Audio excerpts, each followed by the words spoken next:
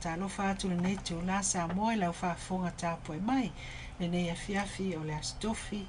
se fulu valu o se tema lua afe lua sulima o le fa poponga o le tato po kalame o le wati keeping a watch ia awa foi le fa tala noina o mata upu o lo langa langa ia o lo fa pea ona ta ofi fina ngalo maloto i le tato fainga malanga o vaenga o lo tutupu o soifuanga o vaenga o lo afia ai ia la tatou savalinga o le tala faasolopito a sio tatou atunuu e lua nai vaenga ia e fia faatanoina ne afiafi momua ia fia faalawiloa ma faafetaia se auaunaga stasio tamali sa faapea na silafia lena malaga atu le tatou faatonu i Samoa auā le galuaina ma le faapea ona momoli mai tala tuusao mai aoalo le atunuu i faiga palota le suga i le faatonu le suga a seiuli po le fetalaiga a savea le ofo tone pesta lena faafofoga iai ia e vai aso tuanaʻi i le faatalanoaga i ua toe taliu manuia mai ia a o le mafuaaga na alai ona aʻe se finagalo o lauala leo ae maise foʻi ia tapena lelei ma auai momoli mai lipoti tusao ia ao tupu i ao faa pe ona faagasolo sainina figagalo a tatou atunuu pe ona silafia ia e tele mafuaaga ua alaina faataunuuina muamua ia o le atua lava ma lana pule faasoa i le soifua ma le ola ia maise foʻi o avanoa faapena ona foai mai lona lua ia o fesoasoani ai latou na faatupeina ma fesoasoani e faataunuuina lea auaunaga matagofie o le a faatalanoaina se taimi lona lua ia o le a mavavaalua atu ma le suga iā seiuli pe ona masani e foʻi le tatou polokalame o le wati ia o le a faisitala i se vaega tāua o le tafetala faasolopito Samoa pe ona iai ia le fonousu a le palemene 18 le na amataina i le asolua utuanaʻi ia o faapena ona amataina ai ia le paeaʻiga fou ia o le a faapea ona fai ai se tala ia i le vaega faiʻu iai le tatou polokalame ae muamua o le auaunaga a le afioga iā Pesta Alan Stowers e lē taufailo ua nofo fale e finagalo Samoa stasio tamali e lē gata i ekalesia e lē gata i auauna a le atua pe ona iai le tupasā ia ma latou tausiga ma auaunaga o loo faapea ona feaga iai ma le ekalesia katoliko le gata lenā ia o faalaputoga anuu ma ekalesia faalaputoga aʻoga ia ae maise le community lautele o faapea ona fesoasoani ai se tasi o lupe faalele a le tamali o le atunuu o ia foʻi lea na fesoasoani mai i le radio 531 pi o mafai ai ona auai atu le suga iā seiuli ia pe ona iai ia o le faafetai e lē uma le faafetai ua e tatau o le faafetai ua tatau ia le afioga iā Pesta Alan Stowers ia ma le auaunaga a le easy money transfer ai le gata lenā o le moana rentals sa mafai ai ona faatino ia o le alofa lava o le faaloalo e alo atu e alo mai o lo faapea ona faauau faaleoina foʻi pe o ala tekonolosi ia ae maise o le auaunaga faailoa e faailo ma faese faalo ia auā foʻi ia vaega faapisinisi ia ma le una ia o le auaunaga o le atunuu le laʻua iai se tasi o taumafaiga o a o iai le suga iā seiuli i Samoa ia o le a saunoa atu o le a mafaasoa atu i auala tapena lelei ia o sa ma taavale lelei ia o le a faapea ona faasoa atu ai ia se faatalofa atu la suga iā Samoa lo faafofoga mai vavaai mai lou au lelei ua atili ai lenei afiafi foʻi i le tapolokalame o le wati ia faafeiloʻi atu i le agaga le avatele ma le faaloalo e tatau ai le faafogaaga le tatou atunuu ia a maise foʻi ia le nofo tapuaʻi mai o auauna tofi o le tatou atua loo faafali le manu faafali tulutulu so se fatafai-taulaga tau aso le ipuvai le soifua no manua ua foʻi sa momo ataea matou te faatalofa atu i le avatele ma le faaloalo e maise foʻi paaga ia ma company fe o loo lagolago sua i le tatou fo ia nanga matautua e ala ile tu ina tu o tato fa salonga ia tasi pe o stofi ia fa pe fo ia sama lo so fu nuia malo faftai o sasi o vaenga taua ia walina e malanga atu le ngata ya sia ia itu malo e lima sutasi pe ona ia fa inga palota ai mesi fo malanga atu se pai ile motu tele se la fai ia wala wal fatino ina la o nanga sa fa pe no so ani le moana rentals ia ile sauni ile o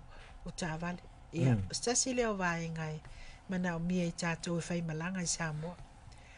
O tā vale fo I leo rental cars. E ala le moana rentals. Lo whaftai. O le viinga ma whaftai le tua hui le au nanga mal pulenga fo el Pacific Easy Money Transfer ia mal moana rentals wa o pa anga nei ia po tātou company nei na apa mai o lantou fo ia awanga lei ma whapeon whamanuei nei fo tātou officer. Na mawhaion whaatau nu ina whainga malanga ma le moli mai fo I o le whasa longa tu sao ia ma le tau mwhai e au ili mai nisi o vaenga a o whanga solo le whainga whilwhiringa al tātou atunu upe o nalo ia I le whai unga fo I au kuso ia leo o tātou tu vai mai le nei vai yaso ia alanga lei mai nai company na ia le Pacific Easy Money Transfer ia mai se lale mana rental sa malanga atu nei ia te tau nu atu I le malava lele lau veonga tofi ma le whaafonga mea le tātou atunu. O tū lai mai se tāsi o tamari e whainga ruenga fo I tātou company, al Moana Rentals, ma le ingoa, ma le lau papa, tusi mai il o ngoa. O au lau whaapepea, le wo malanga I o whipaina, mo atunu I wafo, le whaapitoa mai le, se lau papa whaapitoa whae, sore o le tau su e ta itari, ai whaafetai I le whaafingofia ino vaenga uma, taunu watu ia mantuala Moana Rentals e ele na to office I tonu lava la va le faleolo o ele na to office tu tonu mal fa faingo fia ino fa ngai o ino o le fa ngasolongo me na ia ma se mengal pa wala me na final singel pe tu ia la sene sa mo fo le sa o le sene New Zealand ia li liu lo ele ina lava le official license sa mo fa ia ina le la to office vai ngata wala le e wa tato lo wa to tele ia e atunu malanga ma ia wa so tu la fono pa le fa so is a temporary license e faila no fa I le lato faia e lato na o vaenga umala ina ia vese le polenga ia te e le tau ngasuelo tau alu le office for le LTA le te e fa atino umai nai il malava le faleolo ia fa pena fo la tongi melencho te la tula wo umanta pena le il tato Pacific Easy mal Moana Rentals ia vaenga uma pawala vaenga no fai o le avel tava ma saini lo ma kusi la o au le o tau le maina ma tau ma ia il tava ina ia tau fa tu tuanga fo le company o le tau sia fa le ia la tu sa ia mai se o ta vale anganta le la mai ma tatu fa ngaina mai se fa pe kai kos ka ka vale la me winga ferro prado fa wat ka vale ia tele fa kai le tu o me ta pena le li fa tai le anga le fo o tatu company ne Moana Rentals ma le fa tu ino le leila la ta pina ngal ta vale tele po uma ta pena le le ia lu ta ore la wala kwa fa mli ne lo loto ia kon so se vaenga te mo mi so so ani fa mala uma mai ala ele te tai fo isa tau tu ina mai le ofisa ele na fiafi ia ana fa atalia to ia te le fiafi tim to te lima ye se mo molila to ta valu a fo tar fitu le fiafi tu lang funa fa fingo fie fo le mo le malanga to ta to no I fa nan tau nu wa il mala vale le faleolo piki lo ta vale ia tu sai fo bai e ma fai ala na nga I lungo tanto penga te fai lang Facebook mo tu lang isi fola fa sala e te tanga I ta vale ma fai on fai I ala booking ia e ma fai on puka ku nei lo ta vale tau fie fo lele ia ma au nanga nei ia fa fingo fie ina e lo kwa piki ma vale I faleolo ia lu e koe fo I mai la ke anga I mai pe te sau ngalo ia nga fulu pole ala vale ia va nga fo le tu na ia mal tau popole fo tau ale momori nga fia ai ma fa ana tu ma vale le ta vale nga lo saua na fa tali atu la to ofenga lo nga ma vale le mo oi tu ye le ki ye malu fa vai lo ina fa fengo fia ina la na fo le nga mal tau tu wa lo fo tau sanga tau tu ta tu nu e ala le fo ya nga o ta vale mo le fenga so lo I ta tu tangata ya mai se ya o le mea taulia fo le tatu. O le mea lo ta vale a tatu anga i Samoa. O le ta vale anga ngan ta fo le fa mo ina. Ma sefe. Ma sefe le le. O le fa Samoa le rentuka. O le ta vale fo le tong. Tauna ese Tauna ese Samoa fa nga. Pe fo le rental house. O fa le mau tong. Fa le mau tong ta vale tong. Wala nga o te ta vale le. Fa fera ta vale la tong ya la tong ya versum. Wala e o ta tong tong ina kamanga. Tapo la tong tong. E fa tau mai fo le ta fa tau mai. Al ta vale le. E fa na inga mo stemi le tu mau tong mo va yaso pe lu pe tong vai yaso. Ya lo va inga ya wa fa fo mai Samoa. Ya wal Moana Rentals pele i diva. Salo ia masalo lima tau sanga ia o faisi na umi o tan ia masalo lima tau sanga tau na Moana Rentals ili ia lato lea wa maua ia faina fai ai lo laisene temporary laisene ia alaite o Samoa pe mai lusu just ala le tongi o le laisene ia sulima tala ia patulanga fa pena pa wala me fai o le utu ta vale ma tongi ia fa taila le sponsor maleanga le lei Moana Rentals ia le na fia i solo tato ta le sunga le faton ia awa fo ta pena ina mai le poti le ta pena pe ona fa fonga iai ia lau fa fonga ma lau tapu inga ile vai te mi or fainga palo ta me se la vai na o mai ile vai aso mo mua le alawa o iai se le fai la to fa taunga tai au le tenda o ta vale e vava ia o kala mana ia o por fata ta inga o le Toyota Hiace van lua fe sutas e fa su to lua fe le misela tango fi pa fu tau sanga fu le o le mana yo le wala le fu le po tenda yo tato tau fonga o ta vale le fai tau fonga ia tau fotula fa pe pa u fa pe te fi si le fi lo wanga I fu lungo la tu se u mutu atu lungo tato ben ta fai langi fu I po tato follow fa sa lunga PMN Samoa ia le so tanga po le Lincoln fai ona e wa tai au le e tapuni ai ai o lau o tau fonga na e a mata tu lalo ina I le tau fatai tai na le tawa lo ftu tas al fa fengo fia ina mo le Silfield tatu tunu o lo I Samoa tawa te le tau popole a misi tatu ia o mai ngalwe fa vai time ai manatu le fa tau se au nang ma se ta vale mo lau malu ainga fa fengo fia fo ina ave lau mantu le ia fa mo fo I pe o fa mo tau tu pe a fa pe fa sa no nga tu pe sa ala Samoa le a se time fa ma wina fa fa lo ainga e ma fio ai se o I siaki wala ia ta vale ia tulanga uma au tai au la le fa ngatai ai na im faina na sia el Moana Rentals sia la fua ia mai se fo ia mana ia vai ngane wa sa no ia o alum fa na ia mai se fo te mali Samoa lo malanga mai ngalwenga fa vai taimi ia o ta vale le ta vale ia o le si ta vale le so ai lua fe malifitu Toyota Lexus se fulu ono a felim sela a fuala tatu ola ta vale ta ngo fie fu ia ile mele fu ia paketi o le maua ta vale mai se fulu afi mai le taina nga le lepito ilalo le se afi o ta vale na fanua ya taina nga ia o le tinta vale na a ta vale le fulu tasi afi o le malfitu Lua fa marfitu tua inga Toyota Clucker. O le Toyota Clucker o le kamanga kai pe o le Toyota RAV4. Okay. Lima foi no for Clucker. Ya alema nei foi o le ma fai nga fa te manto for tau a velta avali Samoa e ave lunga le vai o no afiar ka o container. Ina la tu le Samoa tau nu Samoa o no afa New Zealand va tu nei ta avali. Te tengo tau fa tai na le ave ta avali fu size. O le afi mal le la po mal tau sanga. Malta vale fo ila tau na ave Samoa le mo tau na sfu tau sanga ngai lalo ngai lunga o le tele yo ta vale ai e lua fa ono valu sfulu surulua ia o ai sile fo ta vale na tau sile lei e mafaina sia ia o RAV4 le tolu RAV4 SUV ta ma se tele fo ina ma o lunga ia le lua sfulu a felim se lau ta ia e alu ai tau fonga. Ia, mai se hai is van te fi ia tanto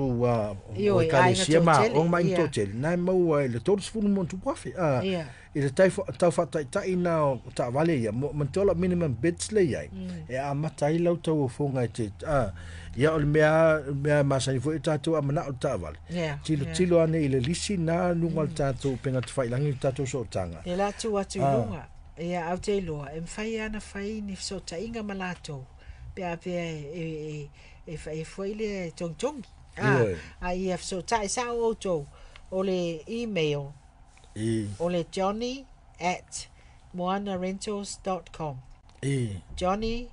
JOHNNY @moanarentals.com.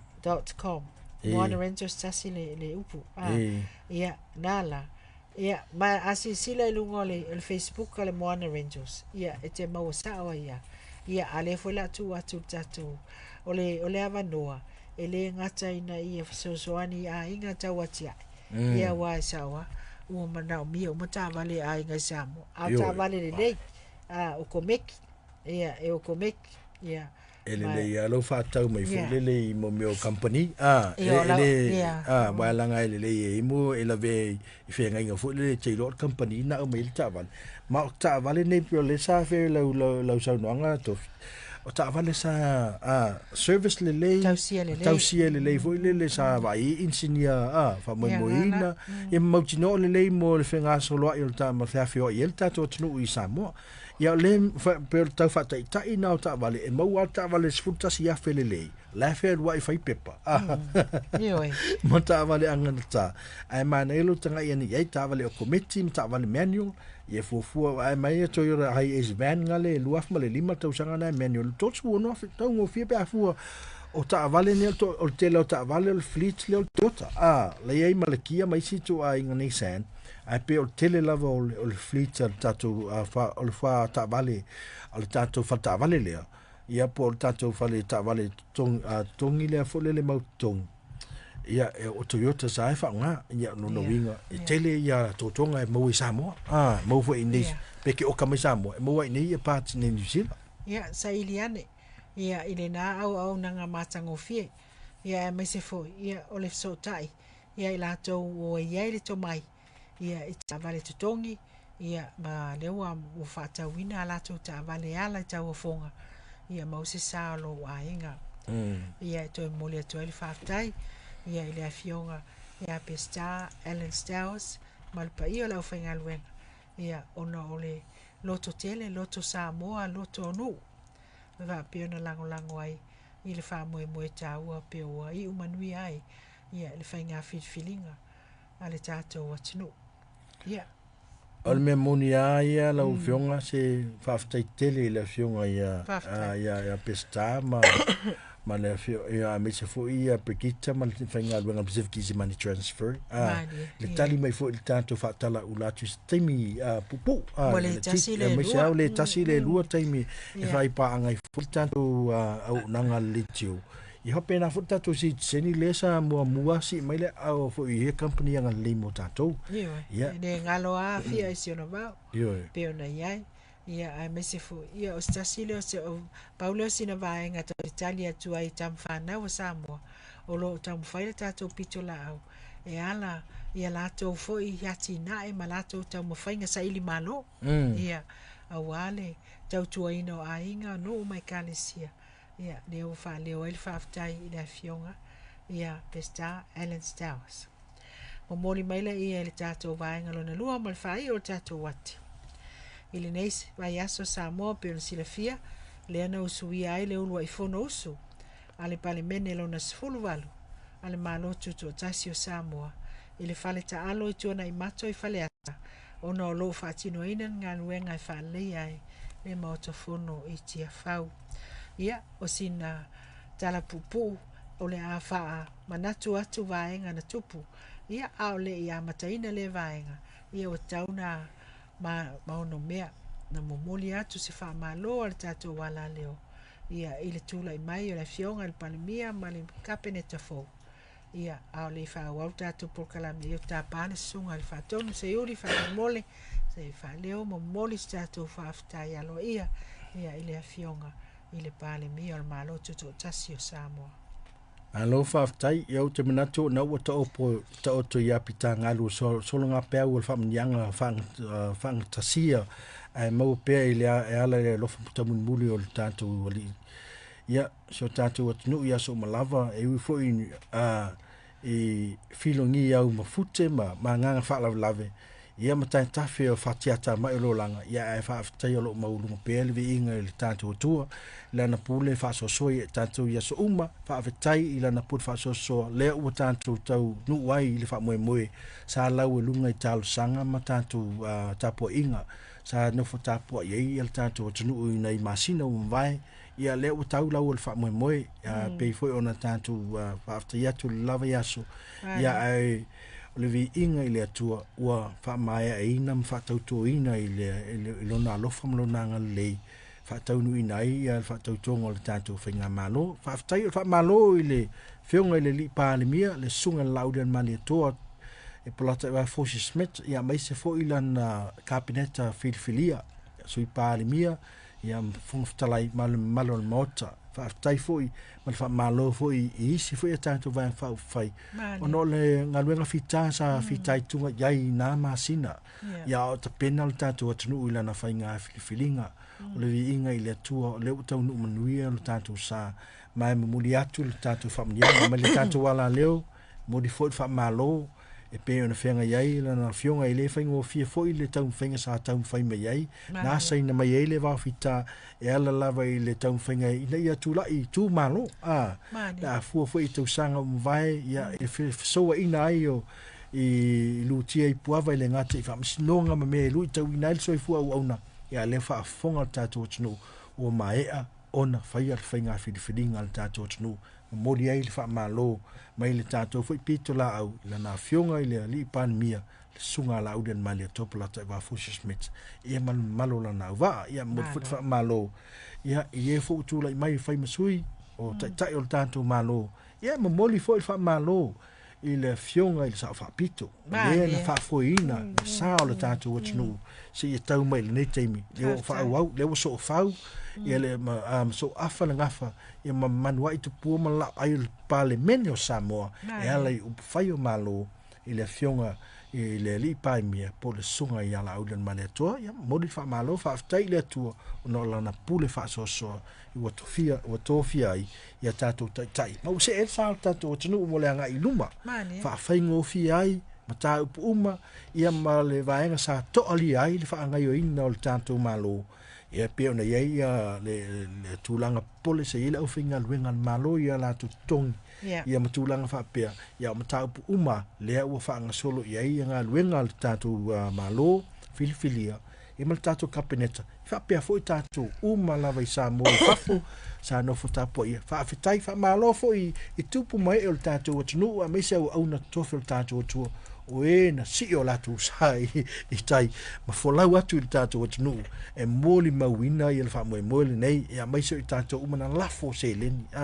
e lei titi se leni sa tātou wha aluina ia ona o le tau manatu lava e tautua mo le tātou atunu ia malo whaftai unga wastala a le wha malo wa te tau lau whionga le li pānmia ia manuia fo tūla i mai e lau sunga i lau del mani toa ia maisa le wha foina le sao Samoa mo le anga i ruma malo whaftai ia malo tanoa leo whaafonga Samoa ia awa fo iso tātou sao manuo awa le momoli wa o te tau maono mea wa le wa e pai ai tu uma e le ngata i le ia i lātou o tūla i mai ia e mai se fo i lātou uma sa tau wā tu ai oka le mātango fie o se tasi o whainga pālota o le a tūlanga tūmati i le tala whaasoropito Samoa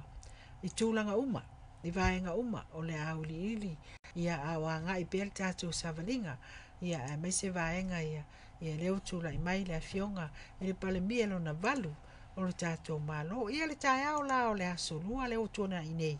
ia tantonu le ai ma se Samoa se tulo e le ikila na la au malana telefoni malana TV malana laptop ia awale fa sala wina mai vi ele li awale fa teknolosi o mafai ai no tato moli mawina ma tapua i mama watu a o alo faiva ro tātou atunu. A mata lava le sauninga fai ngā lotu, tai le sunga le whawhiangainga le kālesia e whakasa e sāsina, sunga ia Reverend Pānapa Tō. Ia matangofie ale au fai pese, ale ofisa o le palemene, sa whapeo na lato usu ina vi inga o le sauninga. Ia na se soorola ia ma le whaatauto ina, o sui usu fono e toa lima sutasi.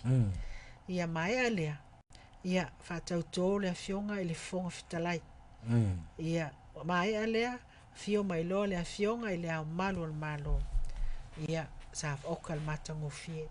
a momoli mai, ia le mana ia o le tāpenanga a malu o le malo. Le lato tūla i whaalo alo. Sa mua i asa ina, ma whapeo na asia, asiasi le afionga i le au malu o le malo. Ia to a malanga mai ia ilunga, ia o le stage. Wha au le sauninga. A o ilunga o le stage. Na fio ai, sui o le fono a sui tofia. Ia o le afionga, ia tu tupua tamasese efi. Le afionga ia mali e toa, moli mali e toa tanu mawhiri le lua, ma le afionga ia la ulu. Ia, sa whapea o na fio mai lunga. Male, Mapsua anisone. mapsua anisone, ia tulau, ma le afionga i le whaamsino sili. Ia Chief Justice Perese,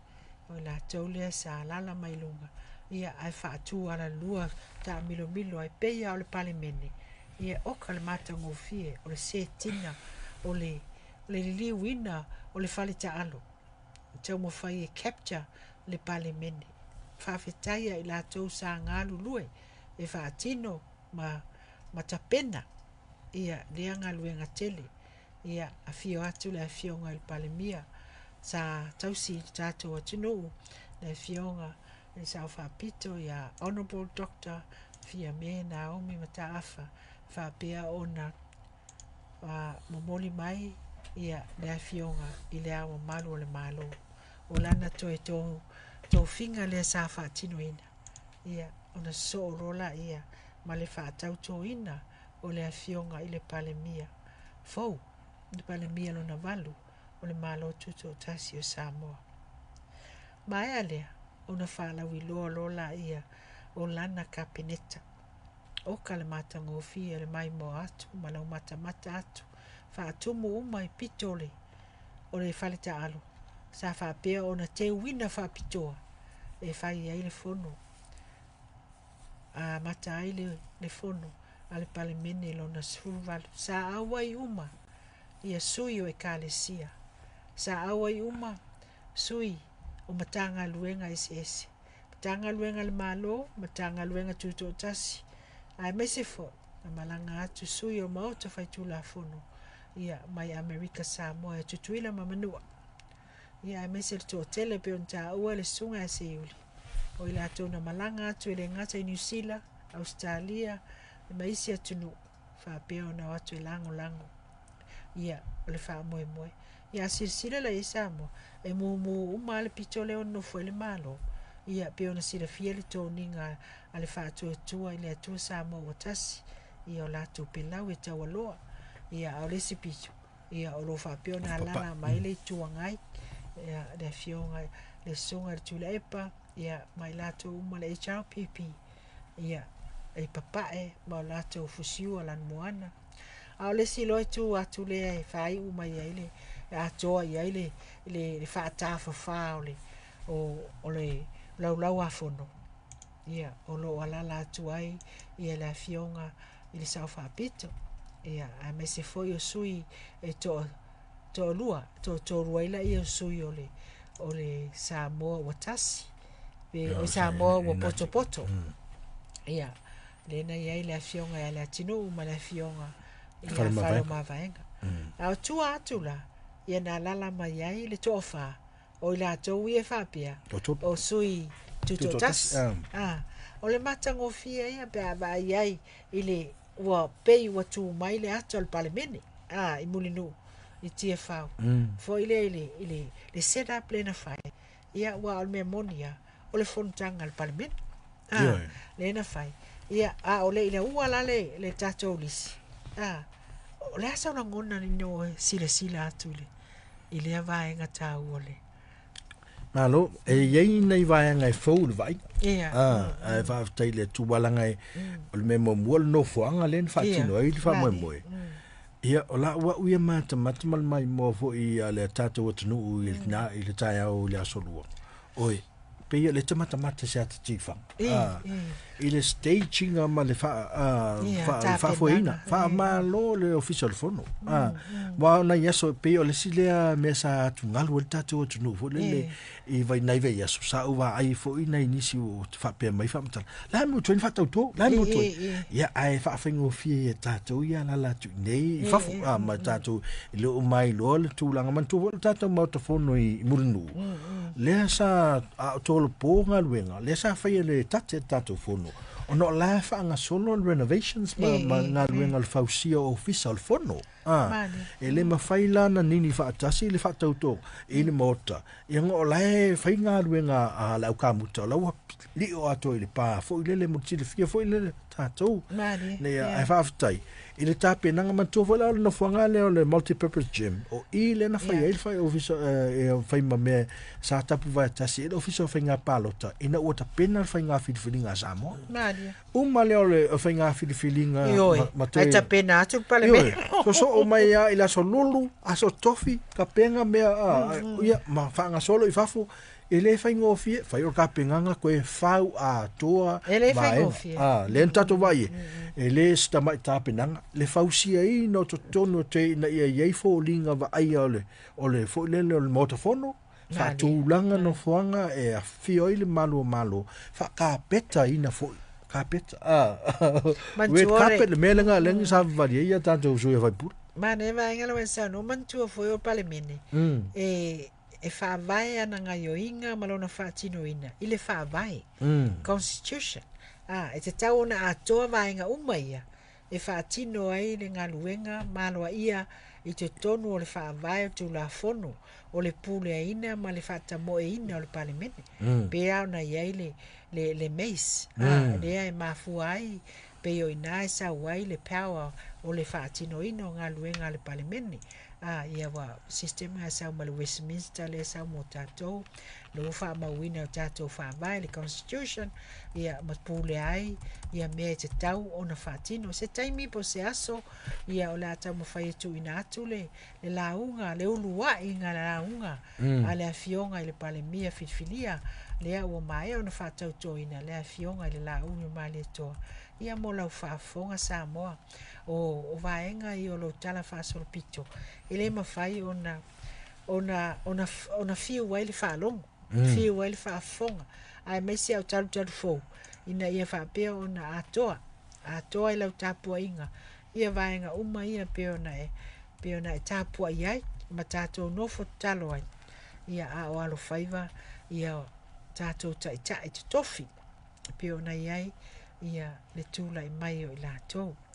ia o le lisila nei o tato o le ama wa ia tu ma le sunga se yuli va tu la fa fonga anga samo e to lau ina tu la tato ka peneta fo le o mai a ona tusi ao iai ia le fionga le palemia fa pe ia ona lango ina ele palemene o le afionga ile palemia o tula i mai ai le fionga e a lauli le mani toa po la taivao le watea po la taivao fosi ia o lo fa pea ona tula i mai ai ma o ana matanga luenga o le ai lalo o lana vavainga se i tua ai mai lunga o lo le fionga i le palemia o le anafa ma matanga luenga ofisa o le palemia ma le kapeneta o le matanga luenga o le leo ma fale pui matanga luenga o le vai fafo ma fefata wainga foreign affairs and trade matanga luenga po le ofisa o te wina tu la fono Samoa Law Reform Commission o le ofisa o le lawyer Celia le malo po le office of the attorney general ofisa o le komisina o sulufainga office of the ombudsman o le ofisa o lo pulea whaigaluenga ma whatangata whaingaluenga. Public Service Commission. A o le sui minister. If sosoani le afionga le palemia I nei matangaluenga uma. O le afionga ya honorable vui I inga sione I inga. Pe uma le sui le mai palauria. Le yo fasal anga numero 5 leo I o le fionga ya inga le ua na malolo ai le fionga ya pesta. Ia wo lo stasi fo to tai sa ia ia tatu mota ia le ala utula mai le fionga ya inga. Ia moli. Ia o lo so. Mana ia o le fionga le palemia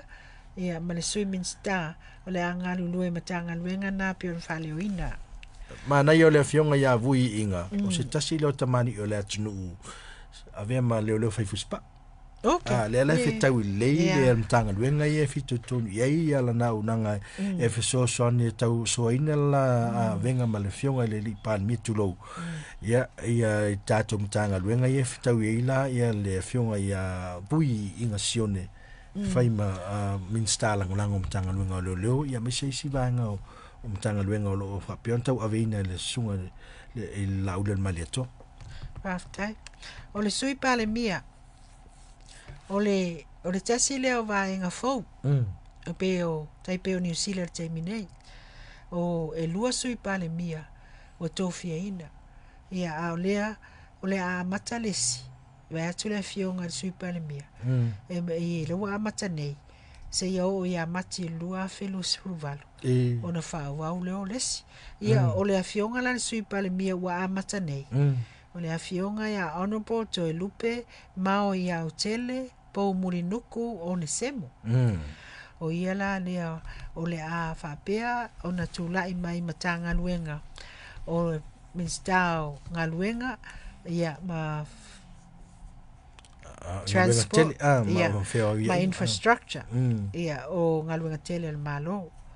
o le Samoa Port Authority pulenga wafu pulenga malai valele Samoa Airport Authority ia pulenga va fewa Samoa Shipping Corporation a o le Minister lango o le honorable taitu ave la faitele valoanga taititi yona mana ia tele ia tofinga vo le sunga la ule male tofinga le matola fionga ia to lupe o ia le sa CEO open na pule I le mtanga wenga ne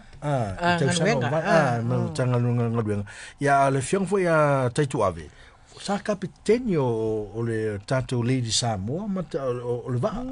malala ia ma ngai vanga ia o peifo ia matanga luenga ia sa tulai mai ai le fionga ya oloa ya olo fiti va ai le sa ia el va le o le tele lo summary nai te silafia ia fa waupea o le se sui pare mia deputy prime minister e amataina mai aperila lua felu survalu te o atu le faiunga o nofa inga lua fe tolu se furu tulai mai le fionga ya honorable Mulipola Ana Rosa Ale Morio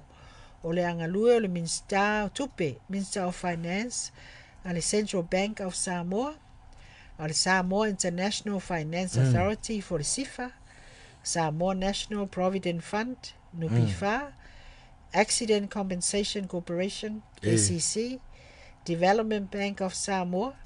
ia a o le afionga I le Minister Langolango, o Honorable Asiata Tavui Tafu Salevau, o vaengala ia tau tupe le ia le to tali mai ale fionga vo ia mutpola le foi sa ve mo le sipa inga vai atu ia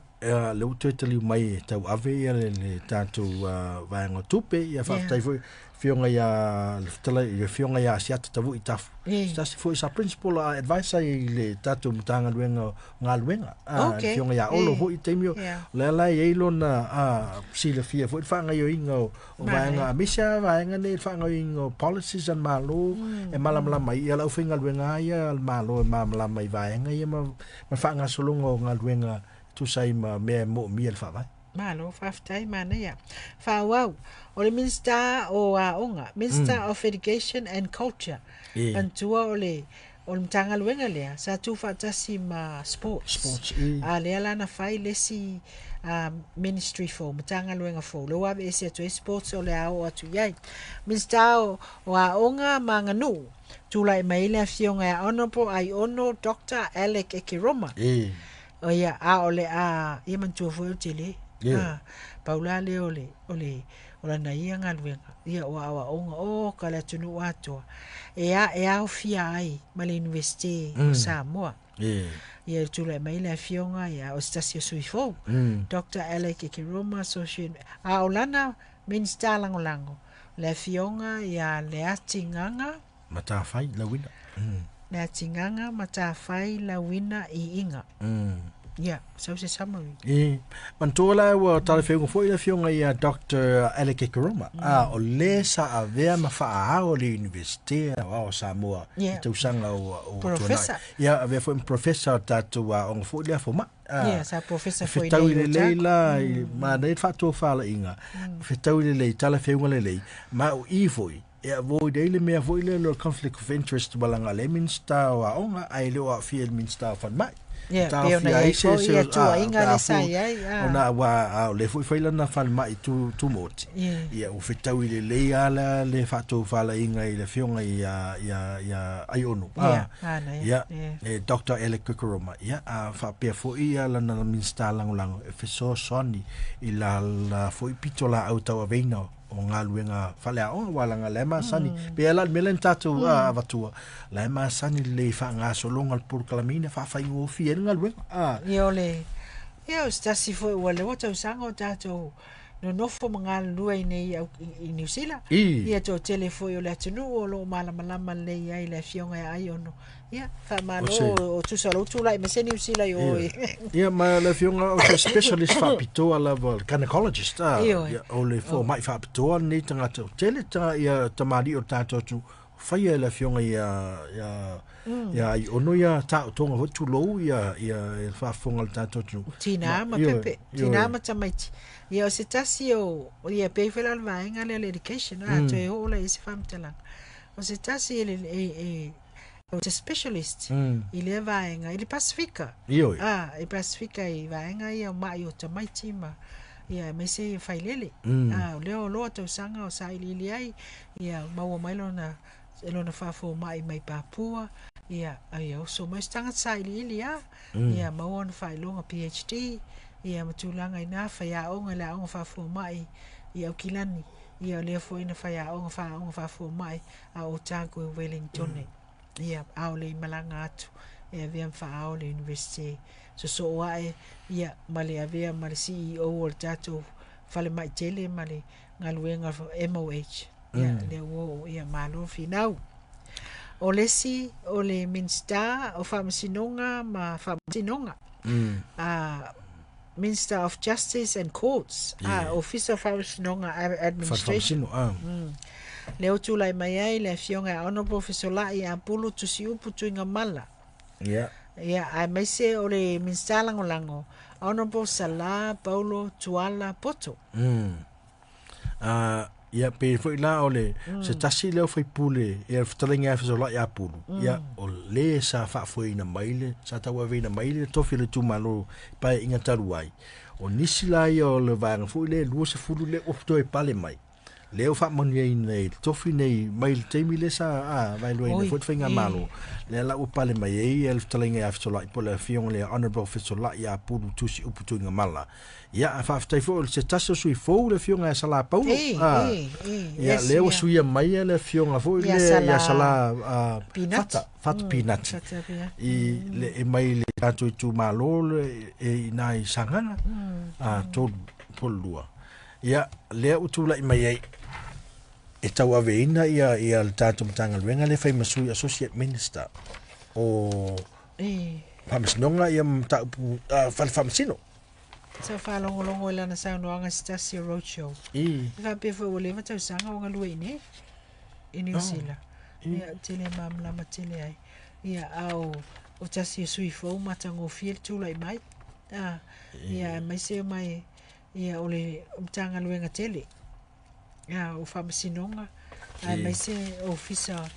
ia o whale whamasino. sa nganga tolu le tu lai mai sunga ya sala Paulo. Ya leo fa manu ina fo ia le tu malo wa sui fai masui min stalang lango. I le fionga i le ya fisola I po fitalenga fisola ya put. O lesi tātou matanga luenga o tūlai mai ai o le Minister of Communication and Information Technology. Minister o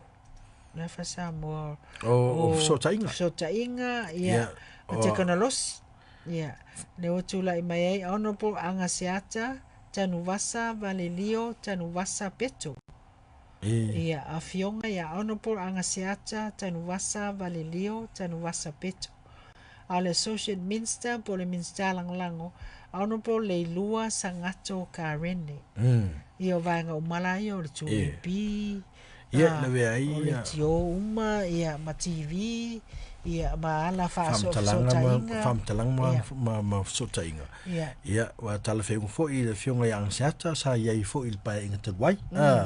Le o to ta wa veina fo to fili tu malo le talinga yang siata ia fionga ya honorable yang siata tanuvasa. Malelio. Tas ni o te mali sa vea masia onga. Oi moi. Tu sanga vai. Le te mai tau. Ya le uf so sonia le fionga ya le lu sangatu Karen o le suile mai sala fai o le salenga le tawa vina mai le sui o le sa ia le fionga ya olo. Okay. O ia le na malo mai le na sa no lango mai o le si tato Minister fo vai atu a fionga Minister o le mtanga luenga o Minister of Customs and Border Control. O le mtanga luenga o le fasa mo vanga o official duty ma tua oi wa border control o tape tasi le vainga wa alu lunga le taua ona o le puipuinga rotu la mai fionga honorable Masina Lupe le atua vao makesi pisi le fionga honorable Masina Lupe le atua vao makesi pisi. O le suilale o le fangam fale ase la. O le sanga lui associate minister il tanga duenga le I le painga tawai. Le la fetau leila ia le sofau le au nanga le. Ona le o masani fo il fanga yo ino vanga yo no le sanga lui la le vanga. Mana olana minister lango o le fionga honorable Lavea Solomona Paulo. La vea foi le mana la na launga foi le o talinga la vea po le tu o le sui fo le o sui tulanga le fionga fai malo talinga fai malo ki ke sta o sui o ngai famongo no mo le na fa ma vai le fo I parliament fa aftai o le wa fe il fa soa ve mesi mea mai tau foi o le so ala fionga le parliament male si tu malo le so pela atu tolu mai tu malo so le Minister mane fa so le fela fo I fo le pe fa so polia mana le tu la fo ino fo le Minister o le malo pe mai tau atu fa so fo me se fa to fa la inga o la tatu le matmatenga o le taimi tatu te tala noa I le sunga lauda male tua msalo vaenga il tatu tala noa ma tatu Sydney fo me se fa to fa la inga ai mane fo I se tamani o la tunu tatu mai tau ina fo I taimi o le roadshow mana te to tele o lato ma le sasi o le vaenga fo le o le fionga ya vea po le fionga le li o le tu talinga la vea le sa fa udu il ploketi miliona ali tu malo le ngai famongo no melo mo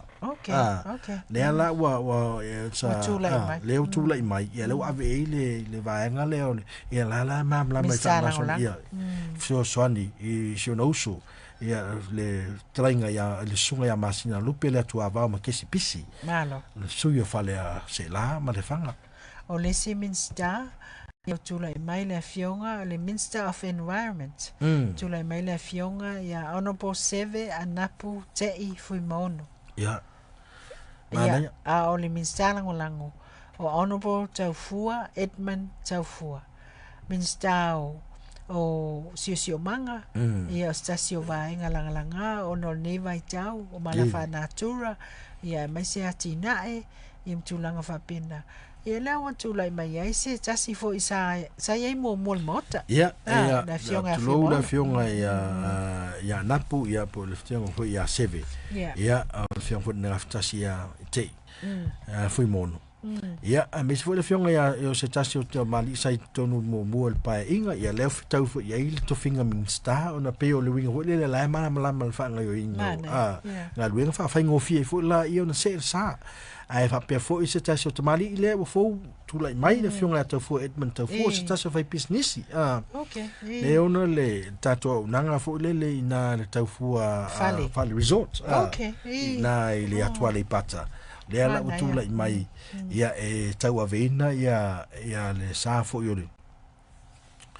O le tato atunu ia mo le nei pai. Mana e tele. Ia o le Minster le fionga le Minister of Agriculture and Fisheries. O le Minister of Atoanga ma whainga whaiva. Tula mai le fionga a Honorable Fui Maono Maiava Tito a Safo. A le fionga le Minister Langolango. Honorable Ayolupotea Misa Tony Ayolupo. Ia, le whaongai na fo ia tamari. O lau te iloa. O le fionga ia Tito sa ia le taimin ngalua ai le matanga luenga o whatoanga ma whainga whaiva. Ia, mai whaafitai le tua le fo o te whanai. Mai o nisi fo o whai pisinisi le fionga manto le fionga whi maunu mai awa Tito a Safo o stasi o whai pisinisi o tawa le afi o le. Le sa ia le pasi vo le i o atua. Okay. Ia sa fa foina ia le foi business ia fa pe foi na se ene ia na fionga na tau sanga. Ia se yo o mai lava le pale fo to fil tu malo to tu lai fa lo mai. Mana. Le o to pale mai pa ingel nei sa ia tau sanga lente nei. Mai tasi vo le tu mano ile fa ngo fi na wingol to fil fo tu malo le. O no va la ta fo yo la to finga pa lo ta la to finga fil feeling. Ja fa pe foi le fionga ia i le pte fo le ngota la le fionga ia i le pte. Asa ta mo e foi. Yeah. The last time. Ia sa tu lai mai foi lon tu ai. Ia so emotional so se tu lo ia swafa. Ana ma onga marisunga ia Tony. Tony. Ia le afionga ai luputea Mr. Tony ai lupo. Ia ole ne la to fali vai vasi foi ne. Ia o fa na fo ia ai luputea. Ia o ngalo tia le swafa. O stasi foi ta tu lai mai palemeni. Ia sa via foi ma ACEO o le tanga luenga Agriculture and Fisheries. Ia Tony ia fitau le ia fa so ale mo lunga le tele lope na o CEO pe o tulangana sa CEO. Ia le sunga le fionga ia ai luputea Misa Tony ai lupo. O le tasi Minster le fionga o le Minister of Lands and Natural Resources. O le Minster tanga luenga o whanua ia mai se oa whanatura puna oa whanatura tula mai le fionga Honorable for Isala Lilo tu Ioane a le Minster Langolango o le toina o le mota Honorable Tea Toala Beato. Ia tai fatamali walanga o lesa ia pai inga tatwai ia le vo sit fiel tai to tro le fionga ia te to ala peatu ia o te to tai ali o tato mota fo ilo ia malo fo ile o sai male ia le lava la o to pali mai fo ile to finga ele ngata el sui o pai pule o le tumalo ia le pale sui Minster pe foi le fionga ia foi sala lilo tu Ioane o sa fai business tava le afi sa ia i mo bua i tu sang vai sa fai foi le business ia le ala utula mai le sa ia sa se mai le pai inga tarwa taimi mo mota o ia le fionga ia te walanga o tu taia o whatever tele on salo wa fai ipa inga le fionga ia te pe a fu ia i tu sanga fu tu tu el tanto tunu ia lewa fa solo ia le foto a lupa inga le fionga fu sala tala fionga le ia le la fu ia i o le Minster ia vai moi ia ai so sonia tu ia le fionga ia tu ia te to ala peato ia ai mai se ia e le ngata so ani ale fa tu fa tai fa tama fa matua ia o le tato matanga luenga ia o le fionga le Minister of Sports and Recreation ia Minister ta longa ma me fifia ia o Honorable Sewa Muli le tufunga fasi toma ia o le minista langolango ona profil fa o le tane Bonifacio Vasa mana ia tasi lea foi fai tofinga matangofie o le amana ia foi o le tautua a le fionga ftalinga se wa muli le honorable se wa muli le tu uma fast toma le foi na pale mai le pa inga taluai le foi la wo se et sa le tnu to fia foi le tu malo ia ma le wala foi tu finga minsta ave so ni ile fionga ia faultane fi ftalinga ia fiu faultane Bonifacio Vasa le presidente le al tato la capiliki Samoa le ala tale fionga le ia le la mo talonga le anga ia se ia o le tu ia le fionga ia so ni le fionga ia se wa mudi ia o alfa foi no fu talonga manganu ia sports and recreation Ola fionga ya se o muri le falonga foi o te akontoina ia mai nga le nga monga numero lua le malo o le tato o le Minister of Women, Community and Social Development and Samoa Bureau of Statistics o le mtanga luenga o Tamaitai Matina ia o le community ia Matinae ia a mai se foi ia o le officer of numera ele o tula I mai ai le fionga a honorable moefa wo Julius a kui tafunai ia o le suifo mai ano ama ia o le ano ama numero mo la le ana malolo ai le fionga ya la sa siploma o le minsta langolango o le fionga ya telefono David Hunter mana ia manto le fionga ya telefono David Hunter le sa pule le ofto fato anga e tausanga o tona sa CEO a le fionga ya mo talinga mo fa wo Julius Akui o se so tusi okay o ila al poloketi le ngata tinam tama I tonu le fa so ai le poloketi miliona le fa so ai poloketi 2 miliona le la fa nga solo ia tatu na fa mai o le la si I lunga 2 miliona le 2 miliona ia fo la fa miliona I samo la fo taua fa io tatu tangata fo le tu malo le fo ia si fa ta o mai le taimi manino ai ia fa solonga fo mal fa so al tanto ia pe le tamari ia le te mai tau atu le fela fo ia to vivo le lo pia o yo sala fai ma polu e tu mua fo ma pule ono ia masui lango ia walanga ato uma ia le pai inga fo le tu le malo o le tofu malanga ngai fai mana tofu le tangata malana fai si me foi masitong o le Minister of Commerce, Industry and Labor matango fie le mtanga luenga lea Minister of Business sunga ya fata ai mai se ia ngaluenga fatino ia ngaluenga fai ia tula mai le fionga in the Minister de sunga ya fata Ryan Schuster ia aolana Minister po le fionga le Minister langolango tula mai le fionga amituana malolo tautofi Roma o le sunga ya fata Ryan Schuster ia o le sui fai pule leo salenga numero lua sa o ia sanganga le tula mai maulolo le fionga i ftalenga ya maulolo ia leo sui mai le sunga ya fata Ryan Schuster ia o sunga ya fata le sa ve tala tono le pulenga man Samoa ai tau sanga vai lo afsu tasi le sa ia i le pulenga ale tato man Samoa ia o se fai pisinisi ia o lo fo tau sanga o tau tua ia le onanga ia le ufutau I le ia le tu fo iai ia mal so sonia to le sunga ia malolo sui le o vaisingano tau tofi Roma ia fai ma associate minister po minister lango le fo imtanga luenga o le imtanga luenga tele le o le Minister of Health o le soifua maloloina o tula I mai ai le fionga honorable va ao salumalo alo fipo le Minister lango tula I mai ai le fionga ia honorable ale vena ale ia malo pa tai le to fa fo I balanga man to fo le talinga va ao ia san malo alo fipo o le tasia pa ngal tantu ala leo sa tato so tai la mfeu tanga I taimi fa tanoi nai ia le la upale mai o le sui le o nganga mango numero mo le sa tu la mai le fionga ia tuala sa vem sui pa mia ia wa malolo ai tu la mai talinga va ao ia po honorable va au sa malo lo fi po min stala le fan mai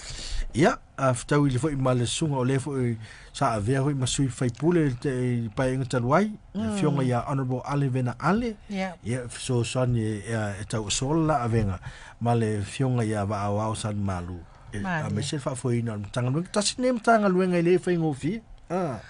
tele ia wa Silvia Sila ia faftai le ua pa u luso limpa sene le pa u ai ia la to ia la vivea ma PC ele tenki fever ia ele ngatel na o lo tu la mai se fafi tau i tele o le lava la ufanga lue le lava foma le lava tau suifua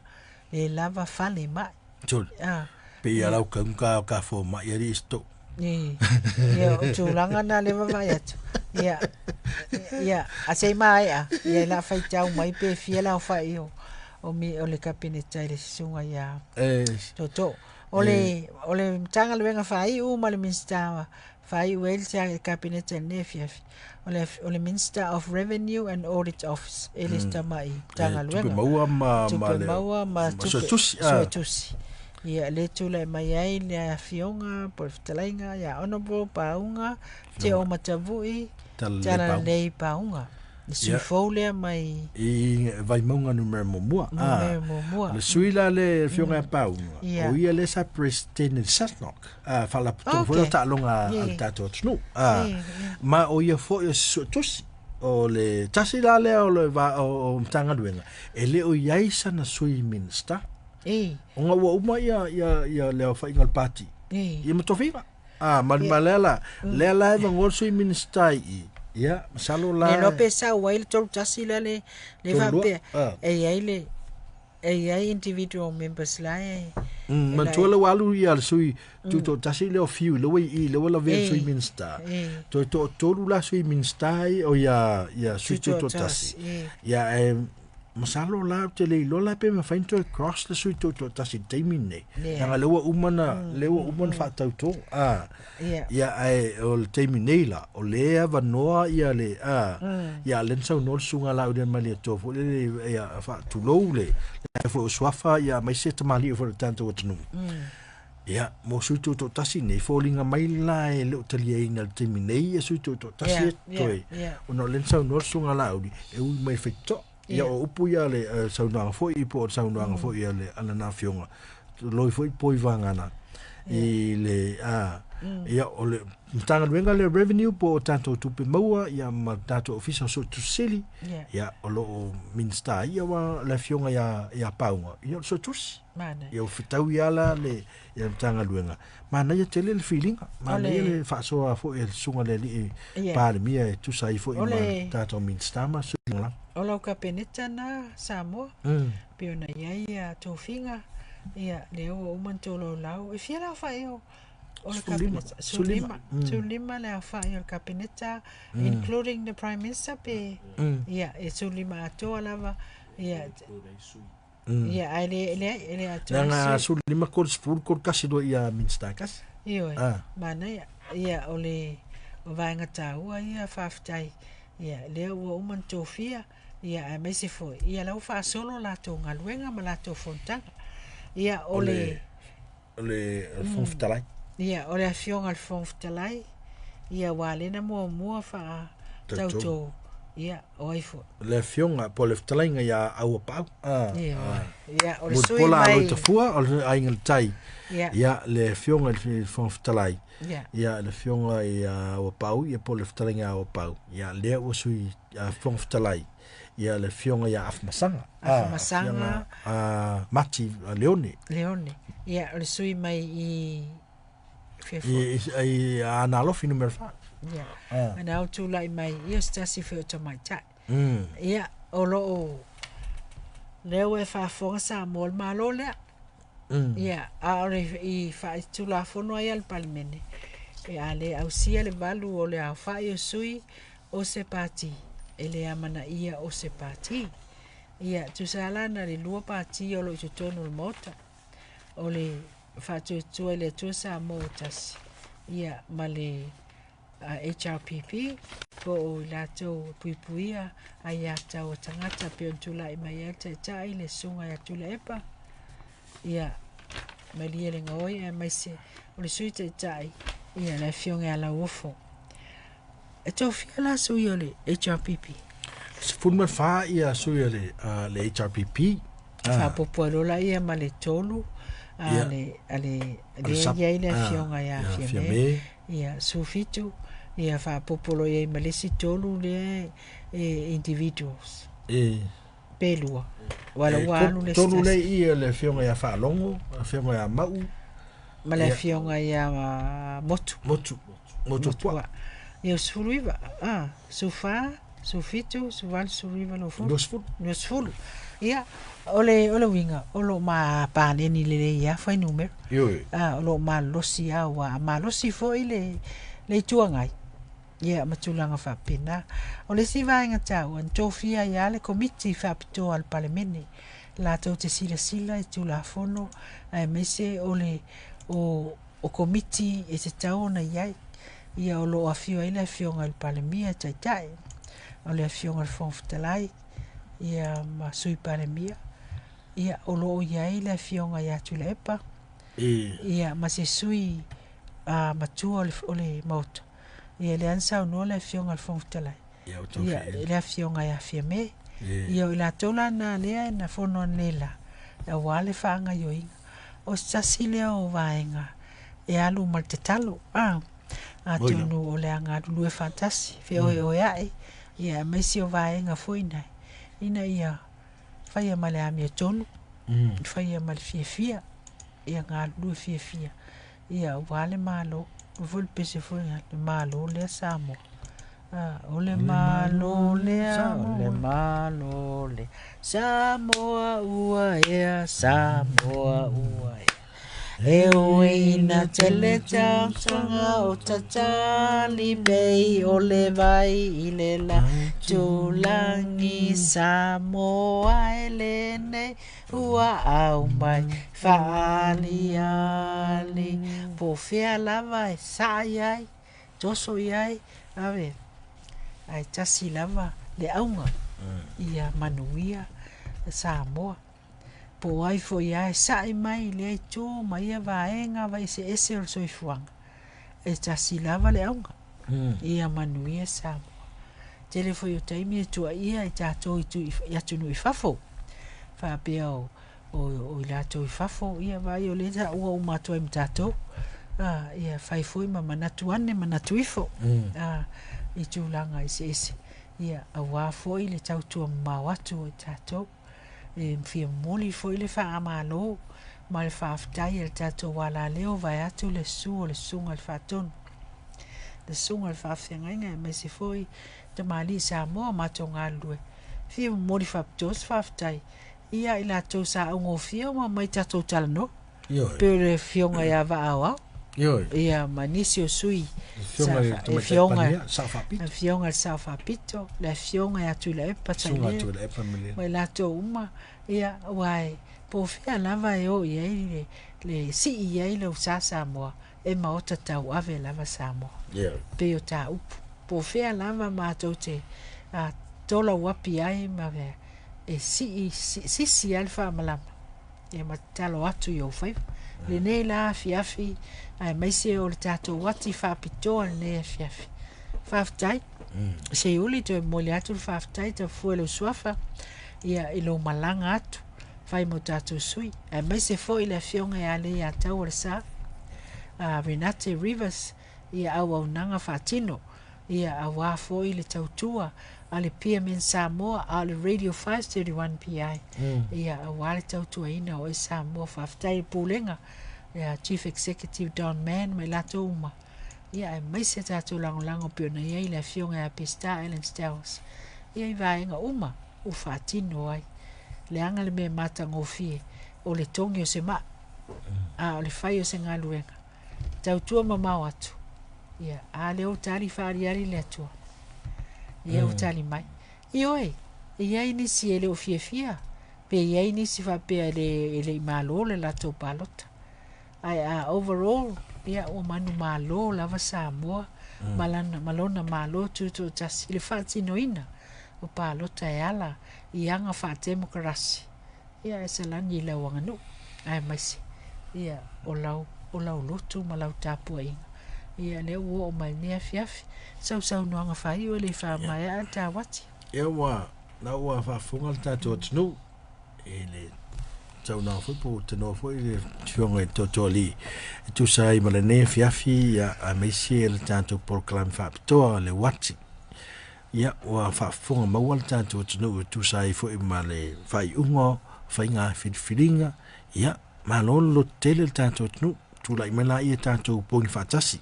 le tātou whai ngā malo tu lai mai ia ma tātou lango ina ia manuia le Samoa tātou no fo talpea ole tu au no ina ia tātou talsanga ia le fola wai whawhatai mo le talo lau tele le tātou atunu langa e o le tele o le vaenga lea a lea na whaia to awhia maali mea uma e se mea na ngā se i le whainga whiriwhiringa se i o lava i le teimin whaatauto i nā i le tātou whainga malo tātou pongi whatasi tātou mai whatasi fusi whau malo si tia e lunga le whatawhai taulanga ma ave whai ma vi inga o le tātou atua ai tātou tuli luma sa tātou ai ia a whapea fo i wale manuia ia mai whai sa tātou tapua i lehai mantua fo le tātou wala leo e tātou te tū lava leo ngā tōn tātou te ngā lurue whatasi ina ia ave le whamua i le tātou atunu ma lango i whainga ngā malo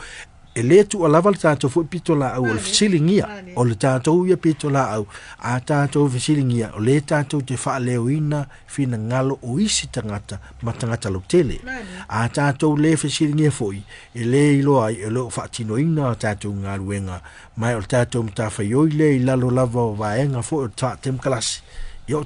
tātou te tase o pou e wha i pou walanga e tūru whale le tōru ia latu vaenga fo le whe whaaftaua ngai a lona wha o pou ne o le pou le al vaenga wha asalaunga la tustala tātou te fisilingia ia le pāleni tātou te fisilingia le ami o tonu o wha iunga ia ātoi fo i mo le wha fo ina ia ma vaenga tā ua nā mo le pūlenga wha tem kalasi mo le tātou ia ma le tātou atunu wha awhitai atu mo la o tū talo wha tele ia ngaluenga a whita fo i sa whita iei o tātou tu asinsina mai se foi au na ne atua ia le po al fala maula mulla tapo ia fai vol tato tsnu mai se tato u malava sa tato tapo i mawatu tautu di a mawatu tapo ia le fai vol tato tsnu ia leo manui u male manuia le ai ma se mea nga se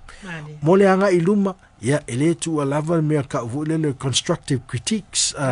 o le fai lava ma le fa utauta o lau fautuanga ia e ilo ai se whainga se ilo longa